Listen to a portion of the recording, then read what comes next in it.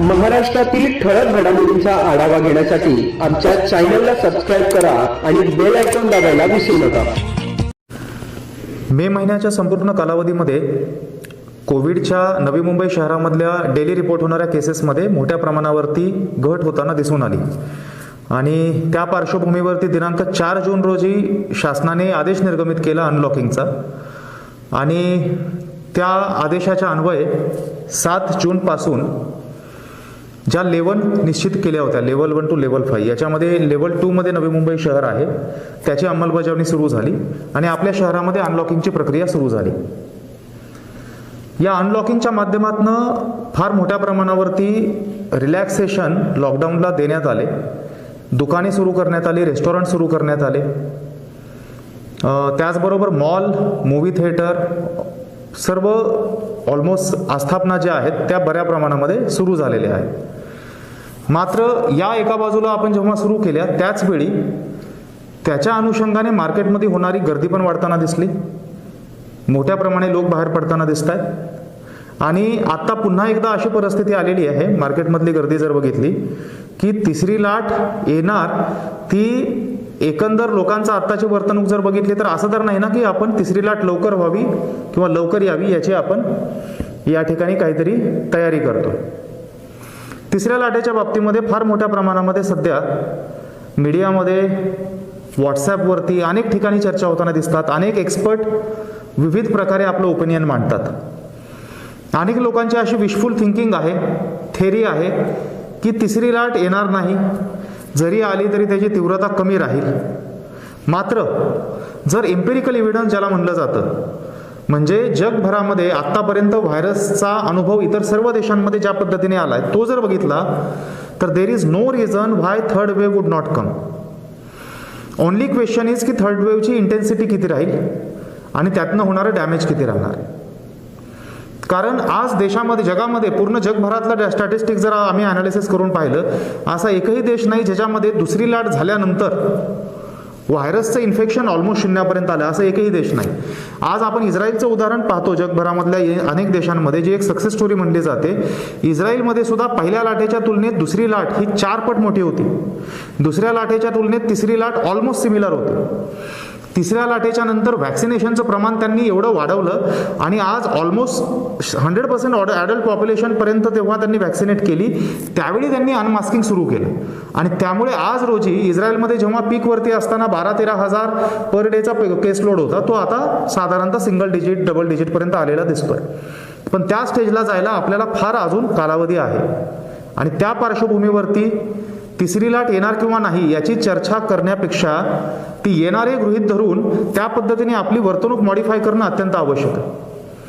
आज मार्केटमध्ये आपण बघतो, मॉलमध्ये आपण पाहतो, लोकांनी स्वतःला प्रश्न विचारणं आवश्यक आहे की आपण मार्केटमध्ये जातो, ते मार्केटमध्ये जाणं अजूनही इसेन्शियल गोष्टींसाठीच जाणं गरजेचं आहे. कृपया नॉन इसेन्शियल गोष्टींसाठी, नॉन इसेन्शियल म्हणजे ज्या आपण अनलॉकिंगच्या ऑर्डरमधलं इसेन्शियल म्हणतो त्याबद्दल मी म्हणत नाही, पण लेजर ॲक्टिव्हिटी आहे, घरात बसून बोर झालं म्हणून मी बाहेर जातोय, या गोष्टींबाबत विचारणं गरजेचं आहे की ठीक आहे, this is a difficult time, I can understand.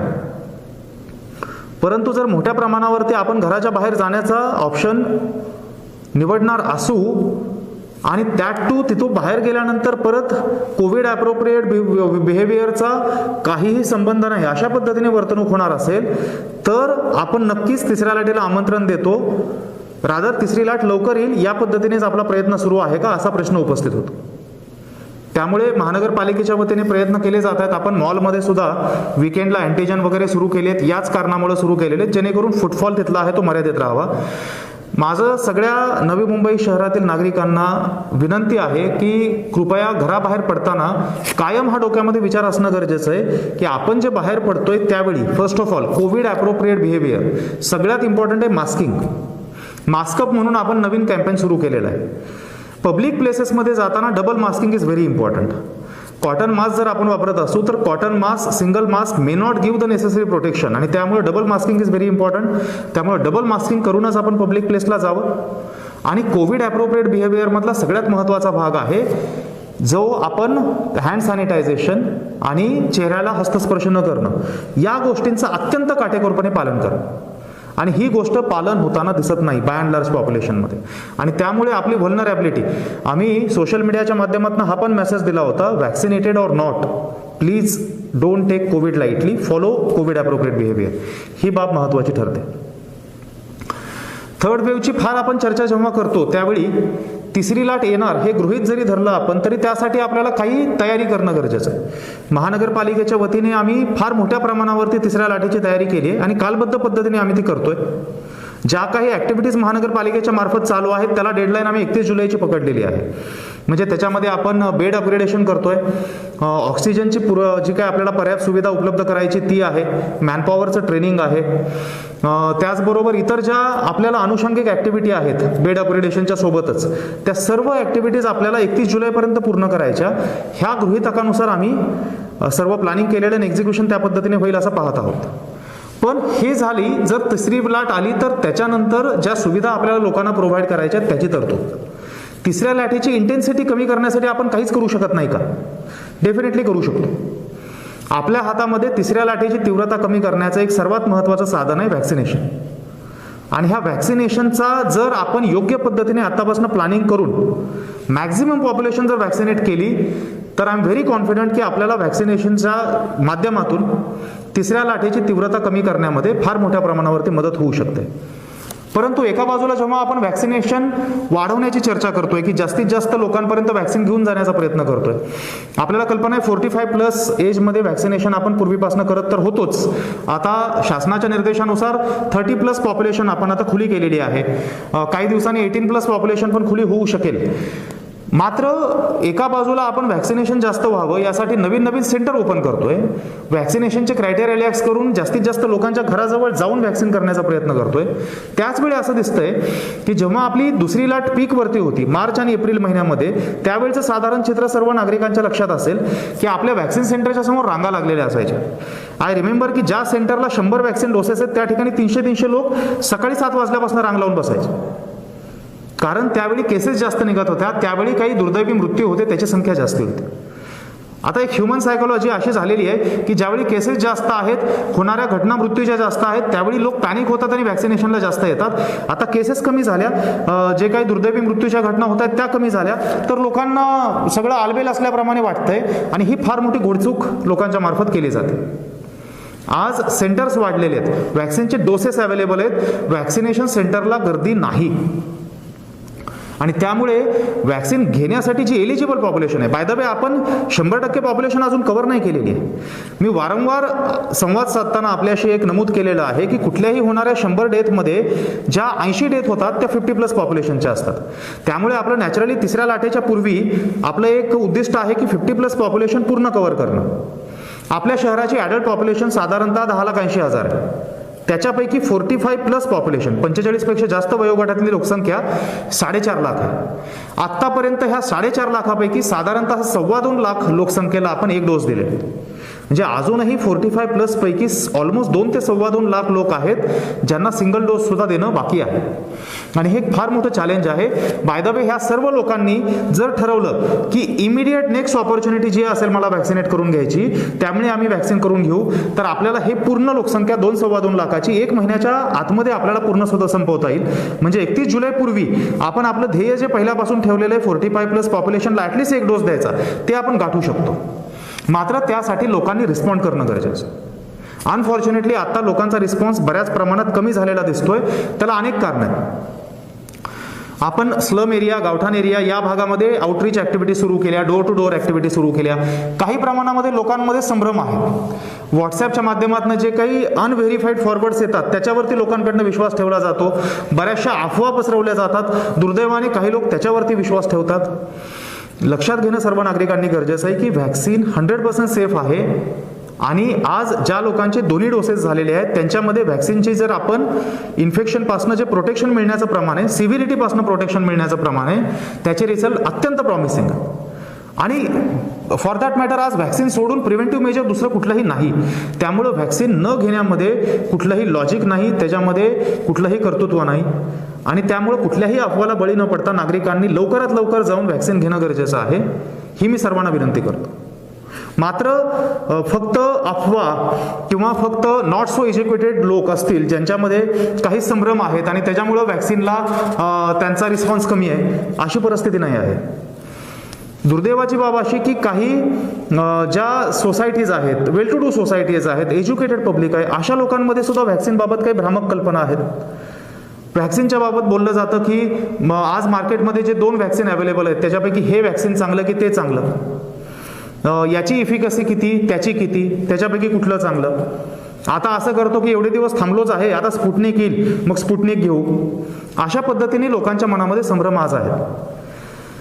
नागरिकांनी लक्षात घेणं गरजेचं आहे की आपण कुठलं व्हॅक्सिन घ्यायचं किंवा 2 व्हॅक्सिन कुठलेही आपण कम्पेअर करतो त्यावेळी आपण तांत्रिक ज्ञानाच्या आधारावरती ती कम्पॅरिझन करतोय का फक्त गट फिलिंगच्या आधारावरती करतोय. आफ्टर ऑल आपल्याला तांत्रिक ज्ञान त्यात नसेल तर आपण त्याच्याबद्दल कॉमेंट नाही केली पाहिजे आणि आपण त्याच्याबद्दल जे काही त्याच्यामधले कुठलं चांगलं कुठलं वाईट हे आपण जे जज करतो ते करणं चुकीचं होईल. इफिकसी रेटबद्दल फार आपण चर्चा झालेली ऐकतो की एखादं व्हॅक्सिन आहे त्याची इफिकसी 90%, 80%, एखाद्याची 65% किंवा 70% आहे आणि या इफिकसी रेटच्या आधारावर सर्वसामान्य व्यक्ती डायरेक्ट बोलते की याची इफिकसी जास्त आहे म्हणजे ते चांगलं आणि याची इफिकसी कमी म्हणजे त्याचं कमी. बाय द वे इफिकसी म्हणजे काय हे लक्षात घेणं गरजेचं आहे. आज कोविडचे जे व्हॅक्सिन आहेत, फॉर दॅट मॅटर कुठल्याही व्हॅक्सिनची इफिकसी ही त्यांच्या ट्रायल, जे कोविडचे व्हॅक्सिनचे ट्रायल घेतले जातात त्या ट्रायलच्या आधारावरती ठरवली जाते. अजूनही कोविड व्हॅक्सिनचा इम्पेरिकल व्हॅक्सिनेशन झाल्यानंतरचा डेटा इफिकसीचा कुठल्याही व्हॅक्सिनचा फार मोठ्या प्रमाणावरती मार्केटमध्ये आलेला नाही. त्यामुळे ज्या काही इफिकसीज आहेत त्या सर्व ट्रायल फेजमधल्या इफिकसीज आहेत. एखाद्या व्हॅक्सिनची इफिकसी 80% किंवा 90% आहे म्हणजे 100 लोकांना जर व्हॅक्सिन दिलं तर 80 किंवा 90 लोकांना होणार नाही, उरलेल्या 10 किंवा 20 लोकांना होईल असा त्याचा अर्थ नाही. इफिकसी 80 किंवा 90% याचा अर्थ एखाद्या व्यक्तीला व्हॅक्सिन दिल्यानंतर त्याला 80 किंवा 90% प्रोटेक्शन गॅरंटेड मिळेल, 10 ते 20% चान्सेस कमी आहे, हा त्याचा अर्थ झाला. So efficacy applies to individual person, not as 100 people आणि त्याच्यामधले त्याचे प्रोटेक्शन किती. आणि असा जर विचार केला तर कुठलेही 2 व्हॅक्सिन आपण कम्पेअर केले ज्याची 80% इफिकसी आणि ज्याची 65% इफिकसी आहे, आज ज्याची 65% इफिकसी आहे त्या व्हॅक्सिनमध्ये सुद्धा 65% प्रोटेक्शन आपल्याला मिळण्याची त्या ठिकाणी शाश्वती आहे आणि काही केसेसमध्ये मात्र ते पर्सेंटेज कमी होऊ शकेल. मात्र याच्या पुढे जाऊन एक महत्त्वाचा मुद्दा लक्षात घेणं गरजेचं आहे. ही इफिकसी जी म्हणली जाते ही इफिकसी व्हॅक्सिन दिल्यानंतर तुम्हाला त्या कोविडच्या एक्सपोजरनंतर कोविडचं इन्फेक्शन होईल का या कारणाची ती इफिकसी आहे. बाय द वे कुठल्याही 2 व्हॅक्सिनच्या इफिकसी जर आपल्याला कम्पेअर करायच्या असतील तर त्या दोन्ही व्हॅक्सिनच्या ट्रायल ज्या झालेल्या आहेत ह्या ट्रायल एकदम सिमिलर सर्कमस्टन्सेसमध्ये होणं अपेक्षित असतं. तशा झाल्यात किंवा नाही हे पण पाहणं गरजेचं आहे. आज प्रत्येक व्हॅक्सिनची ट्रायल वेगवेगळ्या प्रकारे झाली आहे. एक तर वेगवेगळ्या देशांमध्ये झालेली असेल, वेगवेगळ्या लोकांवरती झालेली असेल, वेगवेगळ्या कालावधीमध्ये झाली असेल. जर 2 पीक मधला जो पिरियड असतो ज्यावेळी कर्व एकदम बॉटमला असतो त्या काळामध्ये व्हॅक्सिन तुम्ही जर केली ट्रायल आणि त्यावेळी नॅचरली एक्सपोजरचे चान्सेस कमी आहेत, it is very much possible की त्याची इफिकसी जास्त दिसेल. व्हाईल जर पीकमध्ये तुम्ही तीच ट्रायल घेतली ज्यावेळी एक्सपोजर फार जास्त आहे, इट इज पॉसिबल की त्यावेळी इफिकसी थोडीफार कमी पण होऊ शकेल. त्यामुळे no 2 vaccines should be compared on the basis of efficacy unless the trials happen in strictly similar circumstances. ही बाब फार महत्त्वाची ठरते. आणि दुसरी महत्त्वाची बाब, इफिकसी जी आहे ती इफिकसी फक्त तुम्हाला कोविडचं एक्सपोजर झाल्यानंतर कोविड येईल का या गोष्टीबद्दल कॉमेंट करते. दुसरी सर्वात महत्त्वाची बाब आहे, जर कोविड झाला तर तो कोविड किती सिरियस होणार आहे, किती सिव्हिअर होणार आहे, हॉस्पिटलायझेशन होईल किंवा नाही, कॉम्प्लिकेशन होतील किंवा नाही आणि काही केसेसमध्ये अनफॉर्च्युनेट डेथ होईल का नाही. ह्या जर वेगवेगळ्या स्टेजेस बघितल्या तर हॉस्पिटलायझेशन, क्रिटिकॅलिटी आणि डेथ अवॉइड करण्यामध्ये ऑलमोस्ट सगळी व्हॅक्सिन ऑलमोस्ट 100% इफेक्टिव्ह आहेत. त्यामुळे इफिकसी जी आहे ती फक्त तुम्हाला कोविडचं एक्सपोजर झाल्यानंतर कोविड होईल का नाही याची आहे. व्हाईल व्हॅक्सिनेशनचा पर्पज हा फक्त कोविडपासून तुम्हाला होऊ नये, इन्फेक्शनपासून प्रोटेक्शन हा नसून कोविड झाल्यानंतर त्याच्यामध्ये कुठलीही सिव्हिरिटी व्हायला नको, त्याच्यामध्ये कॉम्प्लिकेशन व्हायला नको आणि सर्वात महत्त्वाचं कोविडमध्ये ज्या डेथ होत आहेत त्या डेथ व्हायला नको, या कारणामुळे व्हॅक्सिन दिलं जातं. आणि त्याच्यामुळं असं म्हणलं जातं the best vaccine available in the market right now is the one which is offered to you. आज जे व्हॅक्सिन मार्केटमध्ये आहे त्यापैकी सगळ्यात चांगलं व्हॅक्सिन ते आहे जे तुम्हाला आज मिळतंय. आज हातात आहे ते सोडून आपण दुसऱ्याची वाट बघत बसलो आणि दरम्यानच्या काळामध्ये जर इन्फेक्शन झालं तर you don't know how your body is going to respond to the virus. आणि त्याच्यामुळं माझी सगळ्या नागरिकांना विनंती आहे, ह्या टेक्निकॅलिटी जे आहेत ह्या टेक्निकॅलिटी एक्सपर्टनं चर्चा करण्यासाठी आहेत.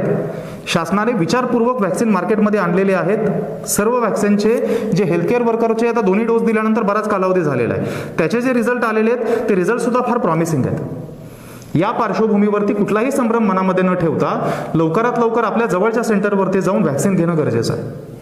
महानगरपालिकेच्या वतीनं अनेक त्यामध्ये स्टेप्स घेतल्या जात आहेत. आपण दिव्यांग लोकांचं 18+ व्हॅक्सिनेशनचं स्पेशल सेशन आयोजित केले होते. आपण परदेशात शिक्षणासाठी जात आहेत त्यांचे सेशन आयोजित केले. क्वारी एरिया आहे, त्या क्वारी एरियातली लोक आपल्याकडं व्हॅक्सिन सेंटरला येणार नाहीत म्हणून क्वारी एरियावर जाऊन त्यांचे काउन्सिलिंग करून तिथं त्यांना आपण व्हॅक्सिनेट करतोय. त्याचबरोबर ज्या स्लम एरियामध्ये आहे किंवा गावठाण एरियामध्ये लोकांचा रिलक्टन्स आहे येण्याचा, तिथे डोर टू डोर ऍक्टिव्हिटी मार्फत त्यांना कन्व्हिन्स करण्याचा प्रयत्न करतोय. आशांना आपण प्रति व्यक्तीच्या मागे 10 रुपये इन्सेंटिव्ह दिलेला आहे, जेणेकरून एखाद्या आशाने जर 10 लोक आणले व्हॅक्सिन करण्यासाठी एका दिवसात तिला 100 रुपयाचं गॅरंटेड त्या ठिकाणी मानधन मिळणार आहे. अनेक प्रकारे आपण आयसी ऍक्टिव्हिटी प्रचार प्रसिद्धी करून लोकांपर्यंत पोहोचण्याचा आणि त्यांना व्हॅक्सिनसाठी घेऊन येण्याचा प्रयत्न करतोय. मात्र लोकांची पण जबाबदारी आहे की एक, आपण कृपया अत्यंत आवश्यक असेल तर घराबाहेर पडावं. हे पुढचे आपल्याला जो काही कालावधी असणार आहे तो डिफिकल्ट कालावधी आहे. असा संभ्रम कुणीही करायचा नाही की दुसरी लाट आता कमी झाली म्हणजे तिसरी येणार नाही. ऑलरेडी मागच्या काही दिवसांमध्ये केसेस वाढताना आपल्याला दिसत आहेत. तसं पाहायला गेलं तर जो आपला मागच्या एक साधारणतः 7 दिवसाच्या आकडेवारी बघितली तर there is a slight increase which was expected. कारण आपण शासनाचा 4 तारखेच्या आदेशापासून 7 तारखेपासून ओपनिंग अप सुरू केलंय आणि बरोबर त्याच्यानंतर 10 ते 15 दिवसाच्या कालावधीमध्ये थोडासा इम्पॅक्ट दिसलेला आहे. Let us hope it is an aberration. Next 2 वीक्सचा डेटा जो आहे पुढच्या 2 आठवड्याचा तो आपल्यासाठी फार क्रुशियल आहे. त्याच्या आधारावरती तो ट्रेंड आहे किंवा नाही हे आपल्याला कळून चुकेल. सो महानगरपालिकेच्या वतीने आम्ही पूर्ण ऑब्झर्व करतोय how the trend is going आणि जर तसं काही आपल्याला जाणवलं तर इमिडिएट आपण त्याच्याबाबत ज्या ॲक्शन आहेत त्या सुरू करू. परंतु 2 गोष्टींबाबत मला नागरिकांचं सहकार्य हवंय. एक, घराच्या बाहेर पडायचं असेल तर double masking is very important. Covid appropriate behaviour in terms of hand sanitisation, चेहऱ्याला स्पर्श न करणं इज व्हेरी इम्पॉर्टंट. आणि दुसरी महत्त्वाची बाब, व्हॅक्सिनेशनच्या बाबतीत जर आपण एलिजिबल एज ग्रुपमध्ये असाल, कुठलाही मनामध्ये संभ्रम न ठेवता the earlier the better. Please mind well the best vaccine available right now is the one offer to you. ह्या उक्तीनुसार आपल्याला जे व्हॅक्सिन मिळत असेल ते लवकरात लवकर करून घेणं गरजेचं आहे. जो व्हॅक्सिनमधला पिरियड किती हा तज्ज्ञांचा भाव आहे, ते तज्ज्ञांना डिसाईड करू द्या. सिंगल डोसने सुद्धा आपल्याला काहीतरी प्रोटेक्शन मिळतंय आणि ॲटलिस्ट आपलं दुसऱ्या डोसचं काउंटडाऊन सुरू होतंय. त्यामुळं विलंब करू नका. व्हॅक्सिनेशनच्या माध्यमातून मला विश्वास आहे तिसरी लाट जरी आली त्याची तीव्रता कमी करण्यामध्ये फार मोठ्या प्रमाणावरती आपल्याला यश मिळू शकतं.